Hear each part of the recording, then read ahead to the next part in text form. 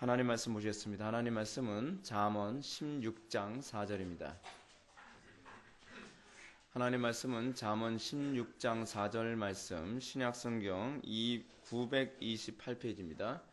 신약성경 928페이지 잠언 16장 4절 말씀 찾으셨으면 우리 다같이 우리 한 목소리로 봉독하시겠습니다. 시작.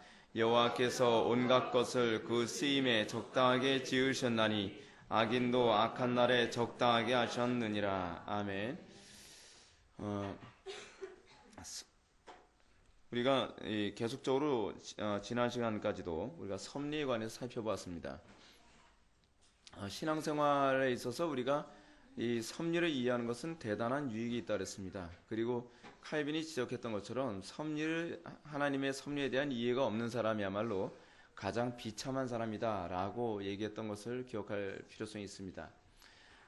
우리가 섭리라고 했을 때에 하나님의 섭리를 생각할 때 우리가 이 섭리가 나타나는 두 가지 원인을 다시 한번 복습할 필요성이 있습니다.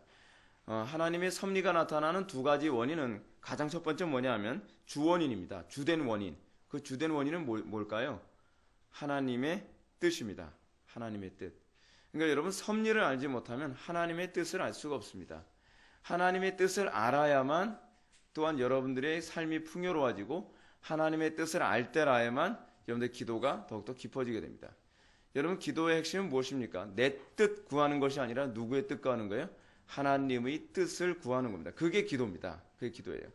우리의 신앙생활이 날마다 어디에 초점을 맞추게 되어 있냐 하면 항상 신앙이 여러분들 좀 깊어지면 깊어질수록 내 뜻을 추구하는 것이 아니라 하나님의 뜻을 추구하는 데 점점 초점을 맞추게 되어져 가게 됩니다. 그래서 하나님의 뜻에 우둔하고 하나님의 뜻에 어둡다면 그 사람은 아무리 교회 생활을 오래 하고 아무리 기도를 많이 하고 아무리 교리를 많이 한다 할지라도 사실은 신앙이 별로 성장한 거라고 볼 수가 없습니다. 시간이 갈수록 하나님의 뜻에 발가되겠죠. 그리고 우리 하나님의 섭리의 두 번째 원인은 무엇이냐 하면 부차적인 원인입니다. 여러분, 부차적인 원인은 뭘 주로 얘기한다 그랬죠? 인간의 행위. 그렇죠? 하나님은 부차적인 원인이 없어도 모든 일을 이루실 수 있으시다 그랬죠. 그렇죠? 때로는 부차적인 원인을 반하여 하나님께서는 모든 일을 이루실 수 있다 그러셨습니다. 무슨 얘기냐면 여러분들이 애를 썼는데 오히려 정반대의 결과도 맺어질 수 있다는 거예요. 그렇죠? 그럼에도 불구하고 하나님께서는 이 부차적인 원인을 결코 무시하지 아니하신다? 무시하지 아니하신다라고 했습니다. 그래서 예를 들어서 여러분, 우리가 약을 먹는 행위가 우리의 병을 고치는 데 있어서 유익이 됩니까? 안 됩니까? 유익이 됩니다. 또 우리가 건강을 위해서 운동하는 것이 우리에게 유익이 됩니까? 안 됩니까? 유익이 됩니다. 자, 그런데 이제 문제가 무엇이냐면 유익은 되지만 그것이 주된 원인이 아니라는 것을 인정해야 되는 거예요. 그러니까 예를 들어서 여러분들이 몸이 아파서 병원을 갔습니다. 병원에 가서 수술을 받기도 하고 여러분 수술을 받을 때 여러분 어떤 의사를 만나는 것이 유익합니까? 돌팔이를 만나는 것이 유익합니까? 아니면 정말 명의를 만나는 것이 유익합니까? 보나마나죠. 명의를 만나는 것이 유익하죠. 그죠? 주님께서는 틀림없이 부차적인 원인을 사용하시죠. 근데 부차적인 원인을 사용한다 해서 부차적인 원인이 절대적인 거라는 겁니까? 아니라는 겁니까? 아니라는 거죠. 이게 섭리에 대한 인식이에요. 섭리에 대한 인식. 하나님께서 우리의 병을 고치실 때 부차적인 원인을 사용하시는데 그 부차적인 원인을 하나님께서 만약에 사용하지 아니하신다면 그 부차적인 원인은 우리에게 아무런 유익이 되지 않는다는 것이죠. 그래서 우리가 항상 하나님 앞에 어떤 그 마음을 가져야 되죠? 두렵고 떨림을 가져야죠. 왜요? 예를 들어서 여러분들이 애를 쓰는데 우리가 모든 일을 계획하는데 그 길을 인도하시는 분은 누구세요? 하나님이시라 했죠. 그러니까 파수꾼의 경성함이 하나님께서 그 파수꾼이 무슨 보초를 쓰는 행위에 관하여 의미 있게 하지 아니하면 파수꾼이 아무리 파수를 한다 할지라도 그것은 눈뜬 장님같이 아무런 소용이 없다는 것입니다. 그런 차원에서 여러분, 우리가 여기서 기도가 차지하는 그 자리가 무엇인지 여러분 아시겠죠? 여러분, 우리는 왜 기도를 합니까?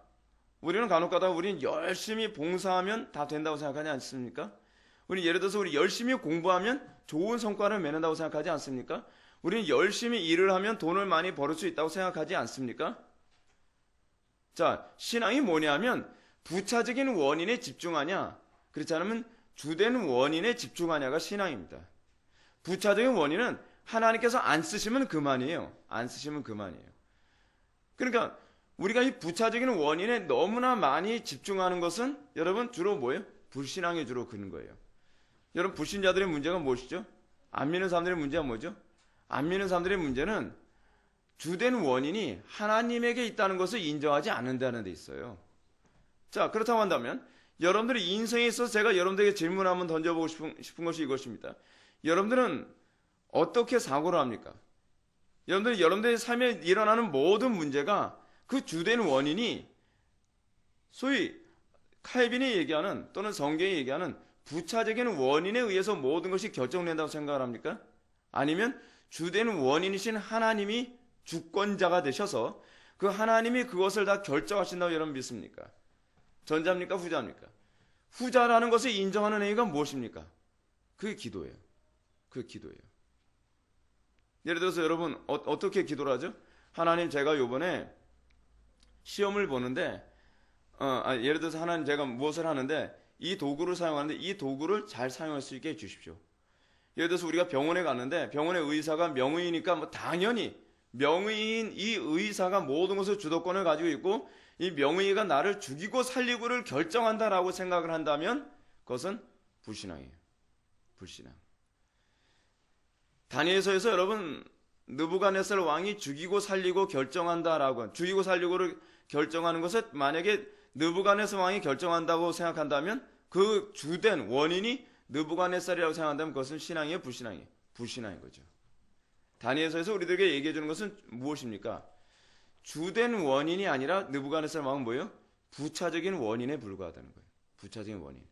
하나님께서 그들의 생명을 끊는 데 있어서 부차적인 원인인 느부갓네살 왕을 사용하지 아니하신다고 한다면 하다못해 풀무불이라고 하는 그 부차적인 원인을 하나님께서 사용하지 않으신다고 한다면 안 죽는 거예요.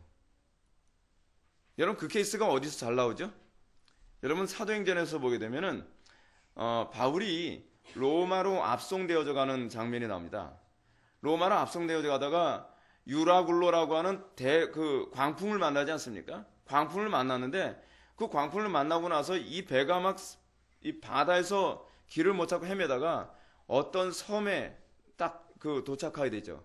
그 섬에 도착했다가 뭐 추워서 사람들이 모여 앉아가지고 불을 뗀다고 장작개비 집어던져 하다가 거기서 뱀이 나오지 않았습니까? 뱀이 나와서 이 바울의 손을 꽉 깨물었는데 독사예요, 독사. 근데 독사가 딱 깨물었는데 여러분 독사가 우리를 물면 당연히 죽는 거죠. 근데 당연히 죽는다는 이 말은 어떤 의미냐면 하나님께서 그 부차적인 원인을 사용하면 죽는다는 얘기예요. 근데 바울은 안 죽었어요. 여러분 왜 안 죽었죠? 그 이유가 뭐죠? 하나님께서 그 부차적인 원인을 사용하지 않기로 작정하셨기 때문에 그게 섭리예요. 그게 섭리. 우리가 섭리에 대한 인식을 좀 더 풍성하게 갖게 되어진다면 우리가 삶 속에서 정말 두려워할 것이 없다는 것을 우리가 알게 되죠. 그게 믿음입니다. 이 세상 주관자가 하나님이시라는 것을 인정하고 그리고 이 세상에 일어나는 모든 사건의 원인, 주된 원인은 하나님의 뭐라고요?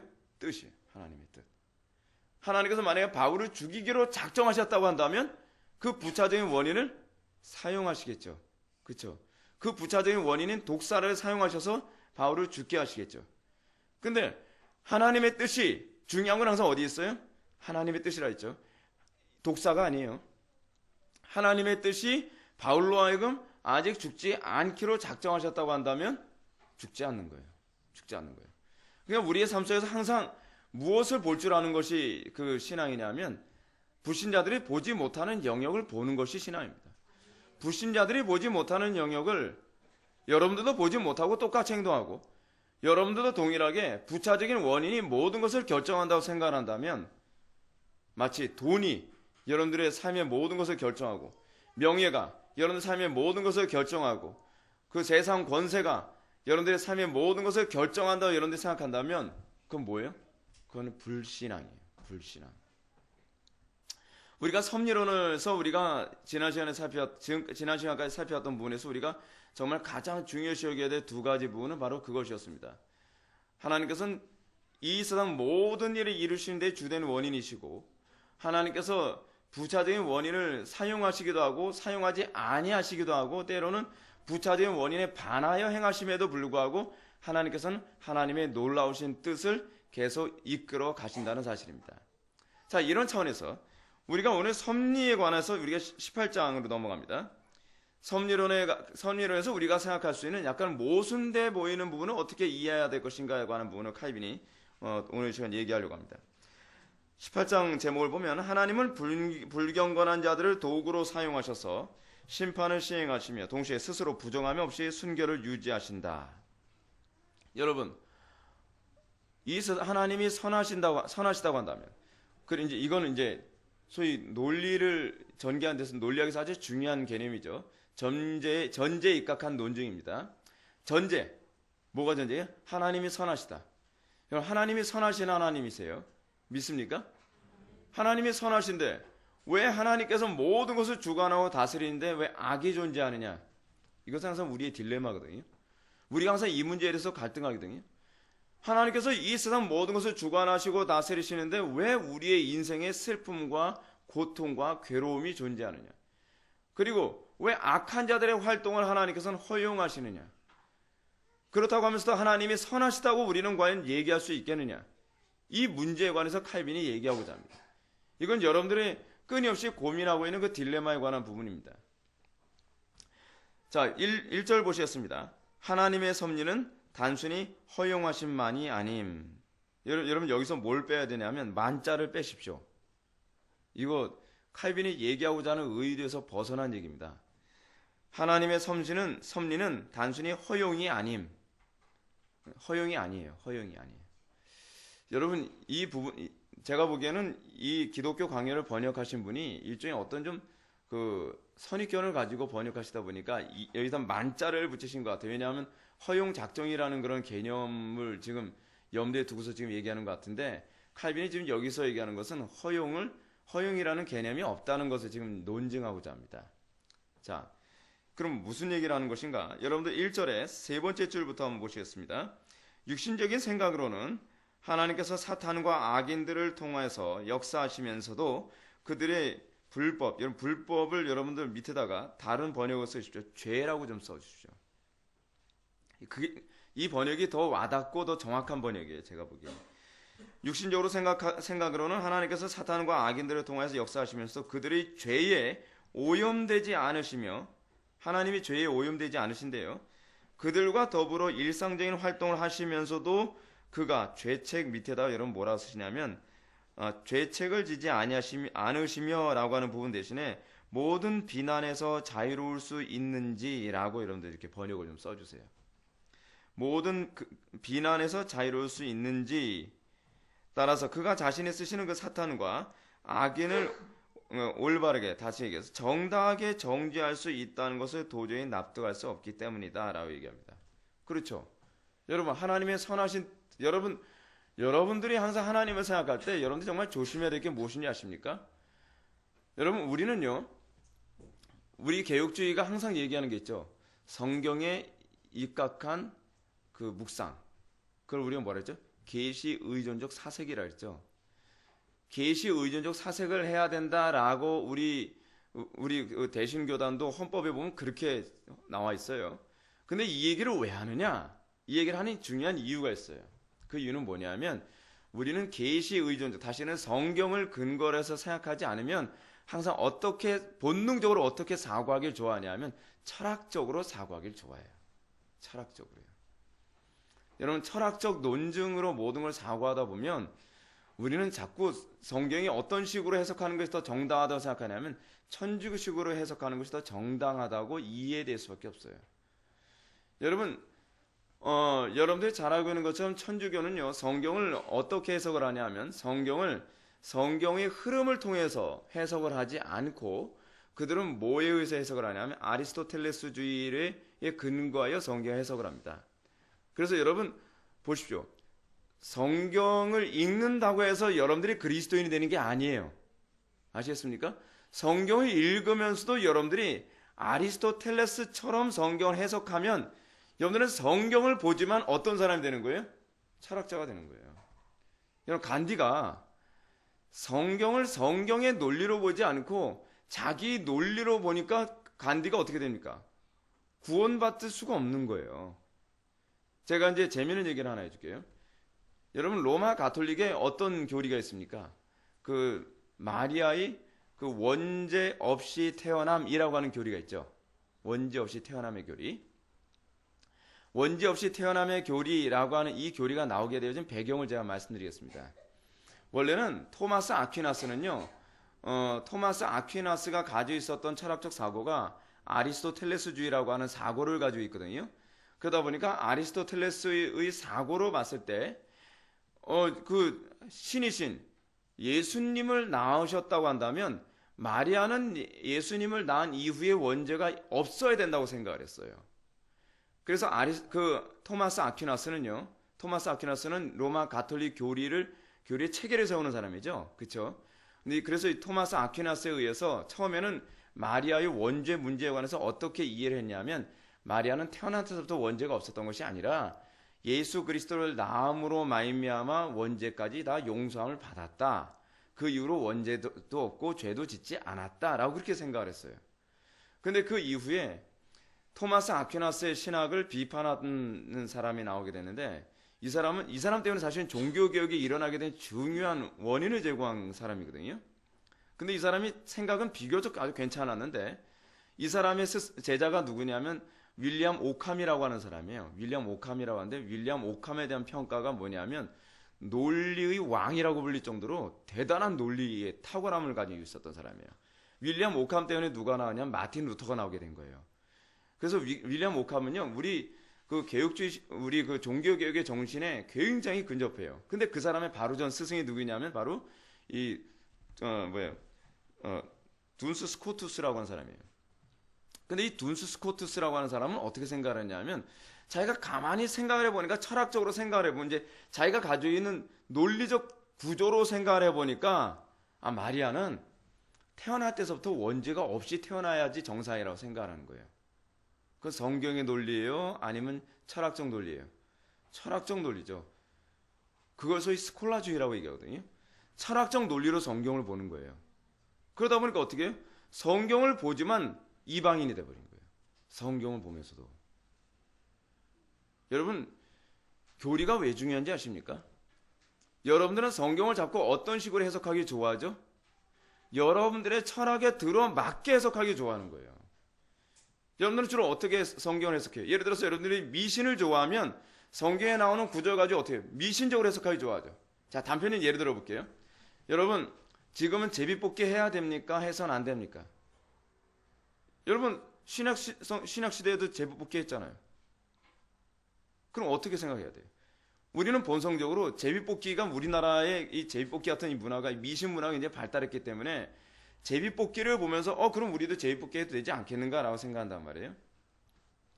근데 제비뽑기가요, 언제까지 하나님께서 허용됐냐 하면 오순절날 성령 강림 이전 때까지만 허용을 하셨어요. 왜죠? 성령께서 오셔서, 성령이 어떤 분이에요? 교사 되시잖아요. 교사. 예수님께서 말씀하시잖아요. 보혜사 성령이 오시면 친히 너에게 뭘 가르치신다고요? 교사가 돼서 가르치신다 그랬잖아요. 그래서 보혜사 성령이 오시기 바로 전까지 사도들이 모였어요. 그 가론 유다의 자리를 메꿀 수 있는 사도를 하나 뽑는 데 있어서 어떻게 했냐면 제비뽑기를 했어요. 실제로 구약에서 제비뽑기 했던 사건이 나오거든요. 그러다 보니까 제비뽑기를 한 거예요. 근데 흥미로운 건 오순절날 성령 강림 이후부터는 제비뽑기 하는 장면이 전혀 안 나와요. 전혀 안 나와요. 근데 우리가 가지고 있는 우리의 익숙한 논리적 사고방식, 우리에게 익숙한 어떤 미신적 사고방식, 예를 들어서 가게으로는 저주를 끊어야 한다. 그 사람들은 뭐 가지고 얘기해요? 성경 구절 가지고 얘기해요. 성경 구절 가지고. 근데 그 성경 구절에 나오는 가게으로는 저주를 끊어야 된다는 논리 구절을 어디서 끄집어내요? 너희들이 주의 계명을 범하면 어떻게 해요? 3대까지 저주를 받는다 라고 하는 거 가지고서요. 근데 그거는요, 그런 의미가 아니거든요. 교리적 의미를 보면 3대까지 저주를 받는다고 하는 가게으로는 저주를 얘기하는 것이 아니라 하나님의 진노가 그렇게 짧게 임한다는 얘기예요. 반면에 너희들이 주의 계명을 지키면 어떻게 해요? 천대까지 복을 주신다 했죠. 하나님의 은혜의 광대함을 얘기하는 표현이에요. 그러니까 우리가 성경이 전체에서 흐르는 어떤 신학적인 흐름 없이 우리가 가지고 있는 철학 구조, 여러분들 철학을 안 배울 때 철학이 없는 게 아닙니다. 여러분들 태어날 때부터 어떠냐면요, 여러분들 태어날 때부터 철학자로 태어나요. 이게 인간이에요. 이게 인간. 그래서 여러분, 철학을 우리가 뭐라고 얘기했어요? 자기중심적 사고방식을 했죠. 자기중심적 사고방식. 실존주의가 왜 위험한지 아십니까? 실존주의는요, 성경을 볼 때 꼭 다 자기중심적으로 봐요. 자기중심적으로. 성경 앞뒤 문맥 그런 거 관심 없어요. 그렇죠? 그 성경이 얘기하고자 하는 흐름 관심 없어요. 신구약성의 전체 흐름 관심 없어요. 중요한 건 뭐예요? 성경을 읽다가 내가 배우자 때문에 기도하고 있는데 오늘 성경을 봤더니 배우자와 관련된 본문이 나오는 거예요. 하나님께서 나에게 응답하셨다. 자기 생각이죠, 자기 생각. 성경 가지고 자기 생각을 거기다 꿰맞추는 거예요. 그죠? 제가 언젠가도 그런 얘기 했잖아요. 방송기 목사님이 어떤 자매가 와서, 목사님, 제가 수도권으로 직장을 옮겨야 됩니까? 그렇지 않으면 지방으로 직장을 옮겨야 됩니까? 했더니 방송기 목사님이 자기가 잘못 묵상한 것에 관한 전해진 해가지고서 밝혔던 얘기 아니에요? 제가 묵상해 볼게요. 묵상해 봤더니 그날따라 사도행전을 보는데 희한하게 딱 아다리도 잘 맞아요. 그날따라 사도행전을 보는데 사도들이 예루살렘으로 갔더라 라고 하는 거예요. 그럼 어떻게 해요? 예루살렘 어디? 이스라엘의 수도. 그러니까 당연히 어디로 가야 돼요? 그자면요, 수도로 가야 되는 거예요. 수도. 자기도 어이없으니까 자기가 잘못 묵상한 예로 얘기할 정도예요. 이게 바로 우리의 사고방식이에요. 그러니까 여러분들, 설교자가 설교를 하는 데 있어서 정말 조심해야 되는 것이 뭐라고 얘기하냐면, 설교는요, 자기의 철학을 담지 않도록 해야 된다라고 얘기해요. 자기의 철학을 담지 않는 방법이 뭐냐면 성경에서 말하고자 하는, 또는 성경의 본문이 말하고자 하는 의도를 찾아내는 것이거든요. 자, 하던 예로 다시 돌아갑시다. 육신적인 생각으로는 어떻습니까? 이건 우리가 가지고 있는 일반적인 논리입니다. 하나님께서 사탄과 악인들을 통해서 역사하시면서도 그들의 죄에 오염될 수 있을까요? 자, 이건 우리들의 생각입니다. 우리는 전능합니까? 전능하지 못합니까? 전능하지 못하죠. 우리는 절대적으로 선합니까? 절대로 선하지 못합니까? 선하지 못하죠. 뿐만 아니라 우리는 절대적인 지혜가 있습니까? 없습니까? 없죠. 근데 문제는 뭐냐면, 우리의 이 제한적인 차원에서의 우리 자신을 염두에 두고 우리가 악인들을 사용하면서도 죄에 오염될 수 있는 방법이 없으므로, 하나님도 이 악인들과 사단을 사용하면서도 죄에 오염되진 않을 수는 없을 것이다 라는 식의 사고를 자꾸 갖게 된다는 거예요. 무슨 말인지 여러분 아시겠죠? 예? 뿐만 아니라 그들과 더불어 일상적인 활동을 하시면서도 그가 모든 비난에서 과연 자유로울 수 있을까요? 단편적인 예를 들어서 칼빈이 뒤에서 이제 그런 얘기 드는데, 여러분, 욥을 시험한 데서 하나님이 직접 시험하지 않으시죠? 사단이 직접 와서 하나님께 허락받잖아요. 허락받고 욥을 시험하는데, 욥을 시험하는 정도가 아니면 어느 정도냐면 미치기 일보 직전까지 막 달달달 볶고 시험을 한단 말이에요. 그럼에도 불구하고 하나님은 이런 부분에 있어서, 이런 비난에 있어서 자유로울 수 있을까요? 여러분, 욥기에서 얘기하는 거거든요. 욥은 뭐예요? 하나님 비난하거든요. 처음엔 참는데 참다가 하나님 이거 해도 너무한 거 아닙니까? 여러분, 욥기에서 궁극적으로 얘기하는 메시지가 뭔지 아시죠? 하나님은 이 비난으로부터도 자유로울 수 있다는 거예요. 어떻게 자유로울 수 있죠? 그분이 지혜로우시기 때문에. 여러분, 우리들의 제한적인 지혜로 하나님을 측정하는 것만큼 악함이 없죠. 그렇죠? 우리가 그렇게 못하니까 하나님도 당연히 못할 거라고 생각하십니까? 우리가 당연히 악하니까 하나님도 악을 범할 수밖에 없다고 생각하십니까? 그걸 뭐래? 그걸 불신앙이라고 얘기하고 그것을 악이라고 얘기하는 것입니다. 여러분, 제가 이런 질문 던질게요. 믿음이란 무엇입니까? 믿음이란 결과에 대한 믿음입니까? 아니면 그분의 존재에 대한, 그분의 인격에 대한, 또는 그분의 존재 방식에 대한 믿음입니까? 존재 방식에 대한 믿음이에요. 여러분은 주로 믿음을 어디에 두고 있죠? 하나님, 당연히 내가 이번에 교회 생활 열심히 하고 주일 성수도 열심히 했으니까 좋은 대학에 붙게 해주셔야 되겠죠? 우리는 주로 믿음을 거기다 얘기하잖아요. 그래서 우리는 자꾸 기도할 때 믿습니다는 어디에 강조를 줘요? 결과에다가 주로 강조잖아요. 주여 병날 줄 믿습니다. 근데 병날 줄 믿습니다가 아니라 궁극적으로 이 기도의 초점은 뭐냐면 하나님의 선하신 결정에 믿습니다가 돼야 되는 거거든요. 근데 우리는 자꾸 어떻게 되죠? 하나님의 존재와 하나님의 속성에 대한 믿음이 아니라 하나님께서 나에게 어떤 결과를 주실 것이다에 대한 믿음으로 주로 살아간다는 거예요. 하나님, 당연히 제가 이렇게 했으니까 사업 잘 되겠죠? 제가 헌금 잘했으니까 당연히 하나님께 재물 복 주시겠죠? 여러분, 이런 식의 믿음을 뭐냐면 미신적 믿음이라는 거예요. 이방 종교적 믿음이에요. 이방 종교적 믿음은요, 신이 어떤 존재이냐면 별로 관심이 없어요. 그렇기 때문에 여러분 잘 보시죠. 이방 종교는요, 신이 악해도 믿어요. 이상하죠? 신이 악한데 왜 믿습니까? 사람들은 뭐에 관심 때문에 그래요? 결과에만 관심이 있기 때문에 그래요. 결과에만. 그래서 악하든 어쨌든 좋다는 거예요. 이 신이 나에게 복만 준다면 내 영혼까지 바치겠다는 거예요. 여러분, 그런 내용을 담고 있는 책이 어떤 책이에요? 파우스트잖아요. 파우스트. 악하든 선하든 그건 나한테 관심이 없다는 거예요. 중요한 건 나에게 지금 현재 원수를 갚아줄 것이냐, 내 원수를 이 신이 갚아줄 것이냐, 그렇지 않으면 나에게 명예를 보장해 줄 것이냐, 나에게 행복을 보장해 줄 것이냐. 여러분 어떻습니까? 여러분들이 믿는 하나님은 어떤 하나님이십니까? 행복을 보장해 주시는 하나님입니까? 아니면 여러분들의 출세와 명예를 보장해 주시는 하나님이십니까? 여러분들의 건강을 보장해 주시는 하나님이십니까? 여러분들이 믿는 하나님은 전능하신 하나님이십니다. 이게 바로 사도신경에서 얘기하는 믿음의 고백의 특징이에요. 결과에 대한 고백이 아니라 주로 뭐예요? 속성에 대한 고백이에요. 다. 이게 이방 종교 신과 기독교 신의 근본적 차이예요. 근본적 차이. 그래서 우리는 어떠냐면 내가 원하는 결과가 나타나지 않아도 하나님 믿는데요. 뭘 믿는다는 거예요? 결과를 믿는다는 거예요? 아니죠. 그분의 선하심을 믿는다는 것이고, 그분의 지혜로우심을 믿는다는 것이고, 그분의 뭐예요? 그분의 탁월함을 믿는 거예요. 그분의 전능하심을 믿는다는 것이죠. 여러분들 신앙생활 하면서 이거 정리 잘 하셔야만 합니다.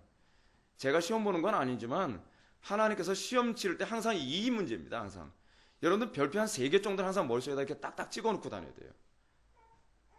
왜냐하면 여러분의 삶에 나타나는 수많은 시험의 문제가, 여러분 결국 제가 예를 주로 많이 드는 예처럼 사드락 메삭 아베느고 다니엘에게 던진 질문이 무엇입니까?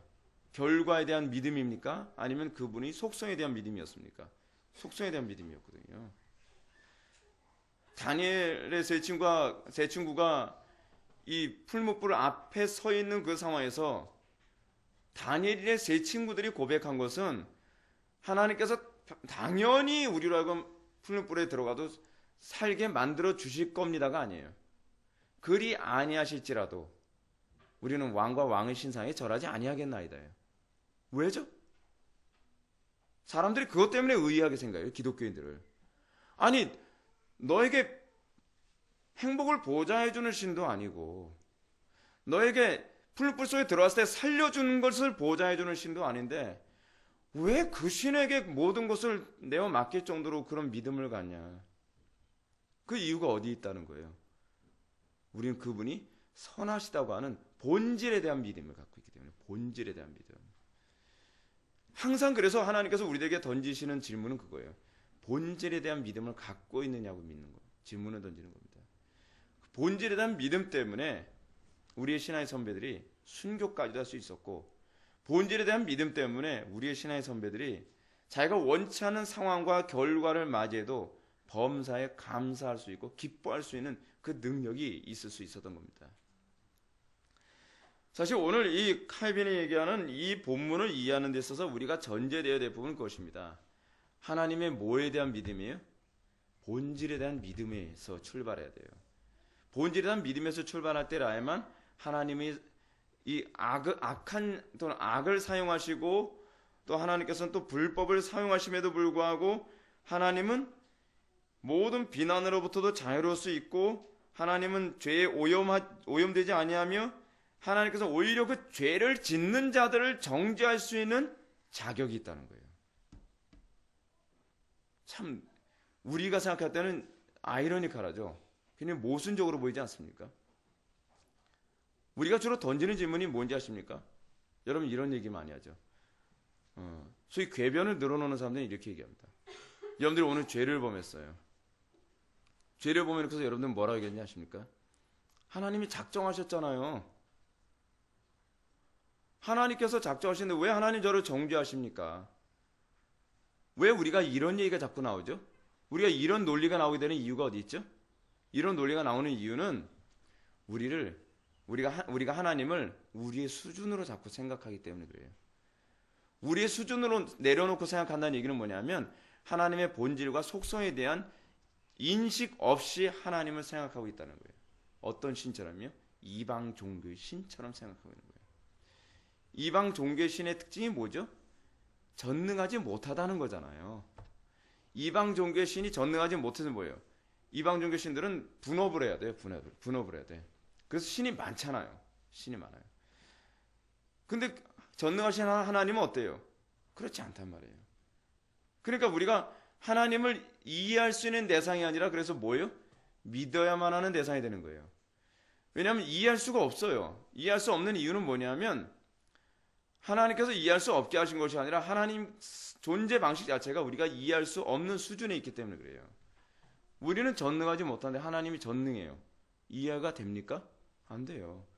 우리는 절대적으로 선하지 않은데 우리는 절대적으로 선하지 않다는 이 말은요. 절대적으로 악하다는 말을 내포하고 있는 표현입니다. 아시겠습니까? 인간의 전적 타락이니까. 우리는 전적으로 타락한 존재인데 하나님이 전적으로 선하다는 것을 사실은 이해가 안 돼요. 사실요. 저는 간혹 가다가 아직까지 상상이 안 되는 게 하나 있어요. 여러분은 천국 가서 여러분 절대적으로 선해진 상태의 천국에서 살면 여러분 어떻게 살 것 같습니까? 저는 감이 안 잡혀요. 악한 생각을 털끝만큼도 안 하고 산다? 그게 과연 가능할까요? 조금도 미워하지 않는다? 그게 가능할까요? 오늘 아침인가 어저께 아침인가 우리 영미가 제 발을 딱 밟고 지나왔는데 순간적으로 짜증이 팍 나요. 근데 그것도 안 날까요? 네? 우리 영미 보고 제발 좀 신중하게 좀 해. 밟지 마. 제가 그랬어요. 우리 영욱이한테. 근데 여러분 천국 가서 과연 어떨까요?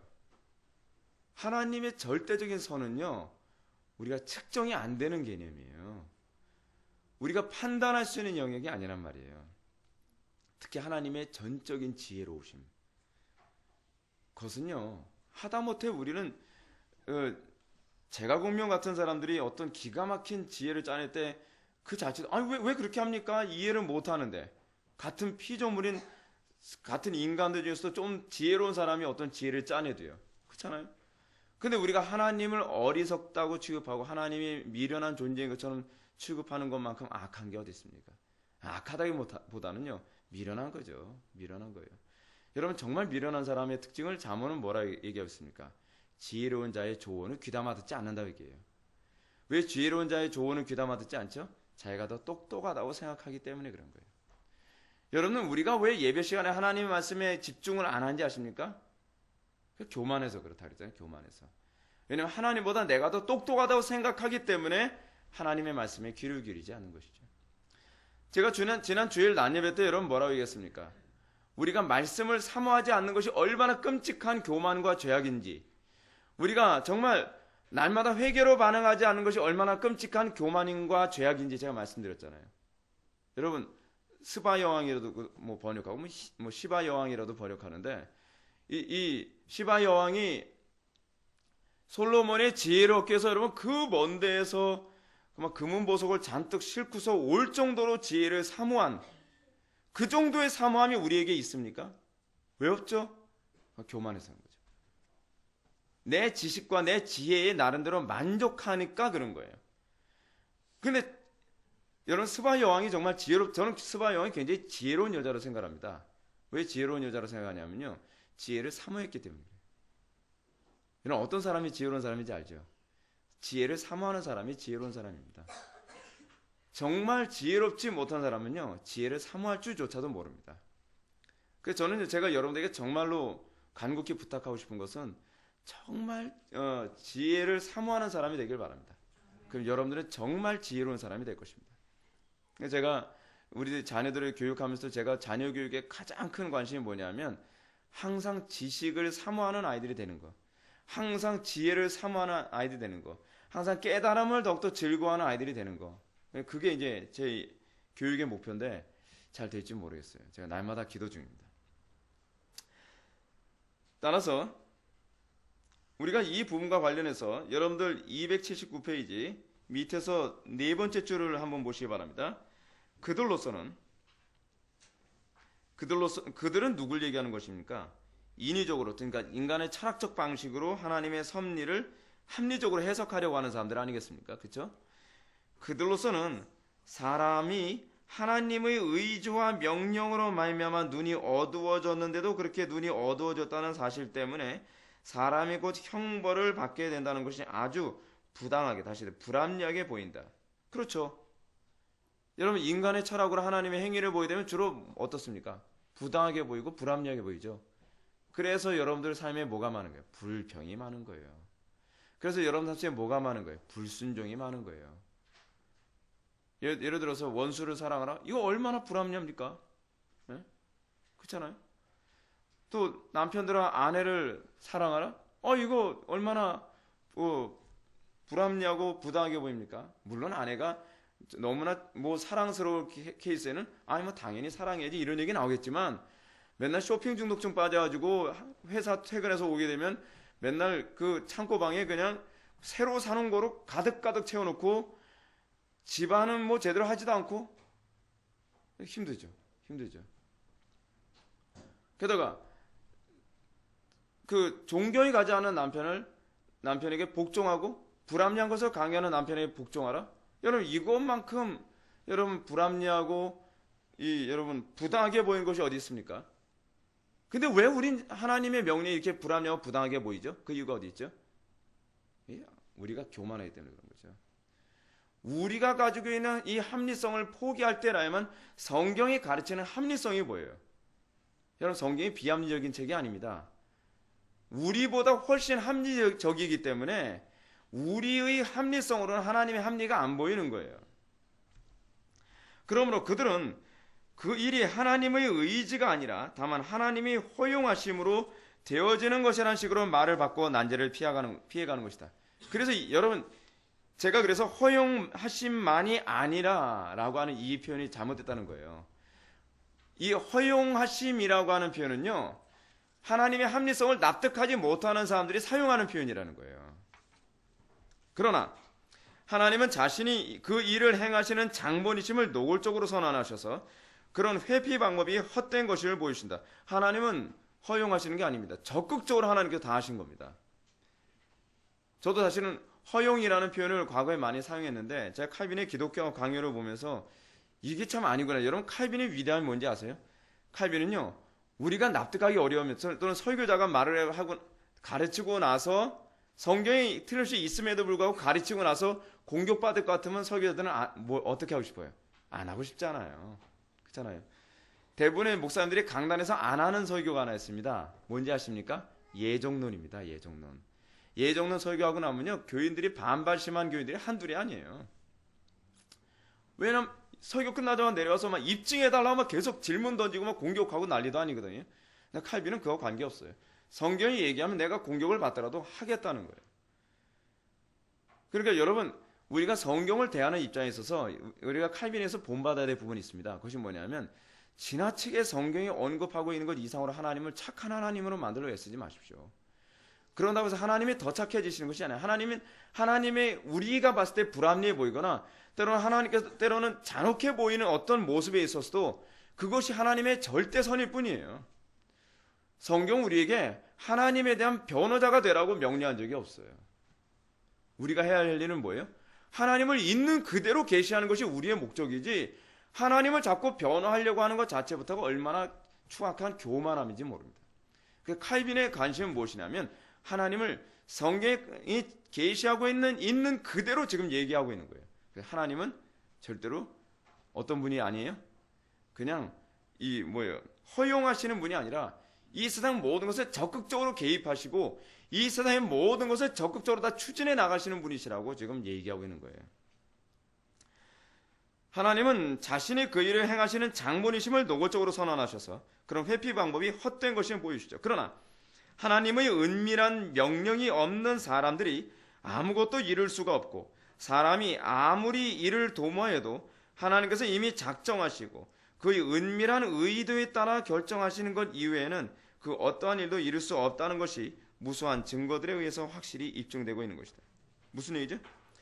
하나님이 모든 것을 적극적으로 하고 계시는데 문제는 뭐냐면 우리가 이해하지 않는 영역을 통해서 하나님께서 다 움직이고 계시기 때문에 우리가 납득하기 어려운 부분이 많다는 거예요. 근데 칼빈 이후의 후대의 칼빈주의자들이 뭐냐, 허용작정이라는 이 논리를 자꾸 만드는데 칼빈은 허용작정이라는 표현을 제가 보기엔 아예 반박하고 있어요. 자, 어느 정도로 하나님은 적극적으로 역사에 개입하셨는가? 그 다음 줄을 보시오. 시편 115편 3절. 우리 하나님은 하늘에 계셔서 원하시는 모든 것을 행하시나이다. 그렇게 얘기하고 있습니다. 그러면서 그 다음 패러그래프 보시기 바랍니다. 구체적인 신뢰를 들어보면 좀 더 밝게 알 수 있는데 욥기 1장에서 사탄에 의해서 욥을 시험하는 문제, 이것에 관해서 칼빈은요 허용이 아니라 적극적으로 하나님께서 시키셨다고까지 얘기를 하고 있어요. 그러면서 그 패러그래프 밑에서 두 번째 줄. 그러나 욥은 자신이 모든 재산을 약탈당하고 가난한 처지가 된 것이 하나님이 기뻐하셔서 하신 일이라고 여겼다. 뭐라고? 허용이 아니라는 거예요. 하나님이 기뻐하셔서 적극적으로 하신 일이라고 오히려 성경이 그렇게 언급하는 거예요. 그러니까 성경의 가르침을 축소하려고 들질 않아요. 도대체 이 배짱은 어디서 나온 배짱인가 싶어요. 대단한 용기입니다. 대단한 용기예요. 오늘날 정말 이 시대의 교회들이 정말 칼빈의 이 정신을 정말 많이 좀 본받아야 될 것 같아요. 자기가 설교를 하면서 궁지에 몰릴까봐 어찌하든지 이 교인들한테 몰리지 않을 만한 성경 구절 가지고 설교하려고 하는 것이 아니라 성도들이 좋아하든 싫어하든, 단편히 예를 들어서요. 자살에 관한 문제도 그렇습니다. 요즘에 개혁주의 노선 안에서도요, 자살에 관한 입장이 성경이 자살하는 사람들의 구원받음에 관해서 보장이 안 됐다는 것을 언급하고 있거든요.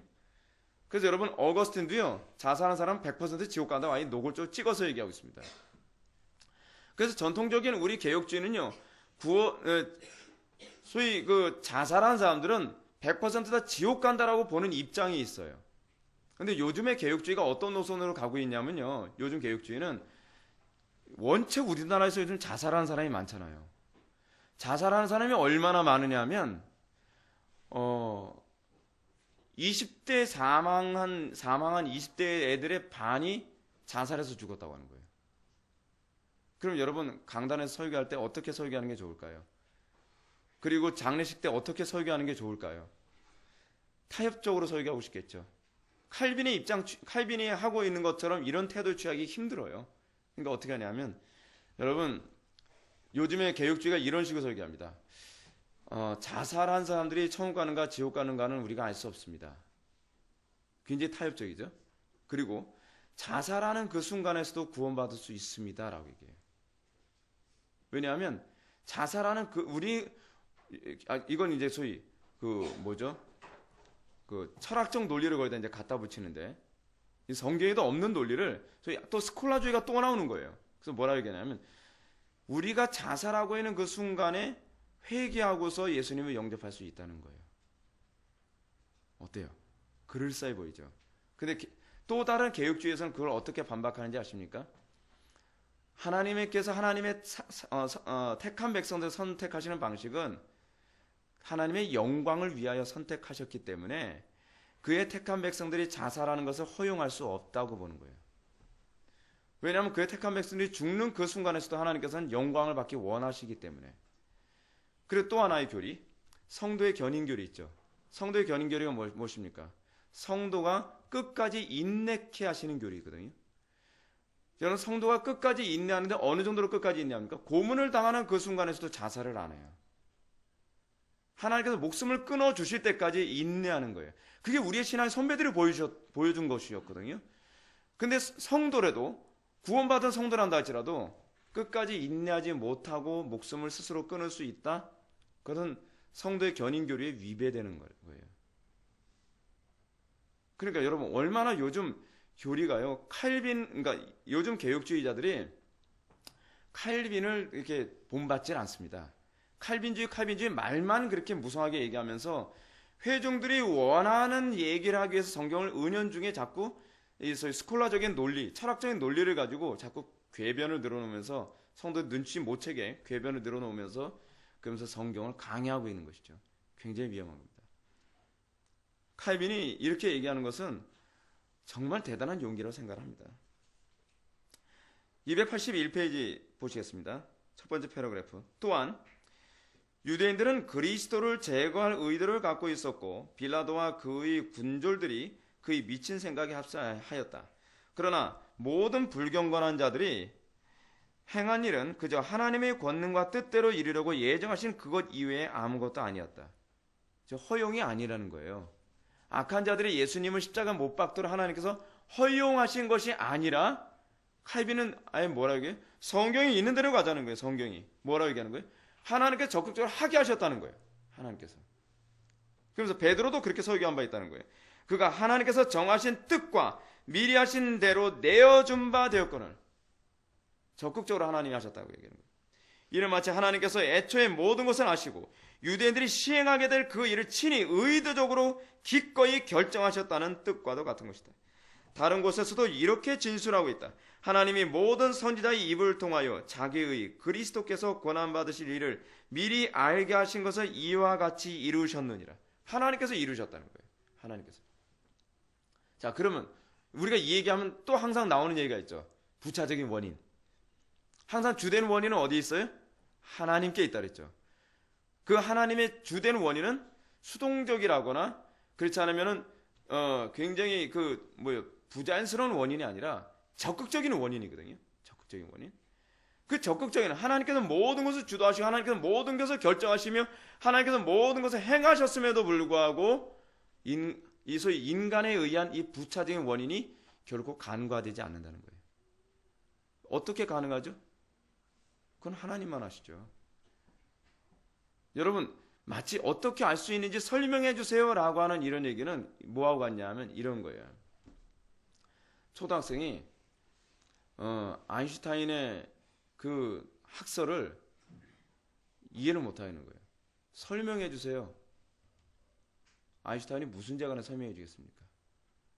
몰라서 설명을 못 해주는 것이 아니라 이해할 수가 없기 때문에 설명 못 해주는 거거든요. 우리 아이들이 간혹 가다가 그런 거예요. 뭐 자꾸 이렇게 설교 듣다 보니까 뭐 주워들은 뭐가 있어가지고 아빠 왜 예정에 대해서 설명 좀 했어요. 제가 예정에 대해서 설명해 줄 수가 없어서가 아니라 얘가 이해할 수 없기 때문에 설명을 못 해주는 거거든요. 그럴 때는 우리가 어떻게 해야만 합니까? 믿어야죠. 아빠를 믿어. 네, 그렇게 됩니다. 똑같이 우리는 하나님의 속성, 하나님의 전능하신 하나님의 선하심을 믿으면 되는 거예요. 네. 압살롬이 아버지 다윗의 후궁들을 범하여 아버지 침상을 더럽혀 가증스러운 범죄를 저질렀으나 그 일은 하나님께서 자신이 친히 주도하실 것을 미리 선언하셨죠. 그렇죠? 이건 틀림없는 사실이에요. 하나님께서 뭐라고 말씀하셨냐면 너는 은밀히 행하였으나 나는 온 이스라엘 앞에서 백주의 이 일을 행하시리라. 그러면 여러분 하나님께서 악을 행하신 것 아닙니까? 우리가 그렇게 반박할 수 있는 부분 아니에요? 좀 더 읽어봅시다. 예레미야는 갈대아인들이 유다를 대적하여 자행한 모든 참혹한 일들이 모두 하나님이 하신 일이라고 선포하셨다. 예레미야는 아예 이 일이 하나님이 하신 일이라고 선포하고 있어요. 자, 여러분들 점점 마음이 갈등이 생깁니까? 아, 이거 내가 예수 잘못 이거 뭐야 지금 하나님이 어떤 분인 거야 도대체 혼란스럽습니까? 그리고 그것 때문에 느부갓네살을 가르쳐 뭐라고 얘기하냐면 여호와의 종이라고까지 이렇게 표현하고 있습니다. 하나님의 종이라고요. 그래서 또 아수르 사람들을 가르쳐 밑에서 네 번째 줄입니다. 아수르 사람들을 가리켜 하나님은 자신의 진노의 막대기요 또한 손으로 휘두르는 도끼라고 부르신다. 그렇습니다. 이 모든 일은 하나님께서 적극적으로 행하신 것입니다. 여러분은 하나님의 주권을 이해할 때 지금 칼빈이 1차적으로는 여러분 그럼 이 악한 행위의 결과와 하나님의 적극적 행위를 어떻게 조화 이룰 것인가 라고 하는 부분은 사실 좀 뒤에 제가 결론적으로 말씀드리게 될 거예요. 그런데 여러분들이 이 부분까지 안에서 여러분들이 염두에 둬야 될 것이 무엇이냐면 하나님이 얼마나 여러분들의 인생과 역사에 적극적으로 개입하시는 분이신가를 인식해야 된다는 얘기예요. 하나님은 수동적이지 않습니다. 하나님은요, 그리고 우리에 의해서 끌려다니시는 하나님도 아닙니다. 우리는 간혹가다 하나님이 적극적이지 않은 하나님으로 자꾸 인식되는 경향이 많이 있잖아요. 하나님, 우리가 이렇게 고통받고 있는데 하나님은 뭐하고 계십니까? 낮잠 자고 계시는 겁니까? 하나님이 마치 무능하신 하나님처럼 여겨질 때가 많잖아요. 칼빈이 2차적으로 우리들에게 얘기하고 싶은 것은 하나님이 얼마나 적극적인 분이신가를 우리들에게 얘기해 주고자 하는 것입니다. 하나님은요, 대단히 적극적이신 분이십니다. 그런데 중요한 게 있어요. 신학이라고 하는 것이 어려운 게 뭐냐면 하나님의 이 행위만을 보게 되면 혼란스러워져요. 그렇죠? 근데 하나님은요, 이제 그 뒤에서 나오는 얘기 제가 미리 말씀드리는 겁니다. 하나님의 이 행위는 항상 무엇과 관련된 행위인지를 여러분이 아셔야 하나님의 선하심을 이해가 되어져요. 뭐냐면 하나님께서 정하신 언약의 근거에 행하시는 거예요. 언약의 근거에서요. 그냥 이슬람의 그 알라처럼 내키는 대로, 자기 감정대로, 자기 생각나는 대로 하시는 분이 아니에요. 하나님께서 인류와 맺은 언약이 있어요. 그리고 하나님께서 또 그의 택한 백성들과 맺은 언약이 있어요. 그 언약에 근거하여 하나님께서 모든 것을 행하시고 계신 거예요. 그래서 2절, 하나님이 실질적으로 모든 일을 주관하심. 이걸 이제 다른 번역본에서는 제목을 뭐라고 했냐면 하나님의 충동은 어떻게 인간에게 일어나는가라는 거예요.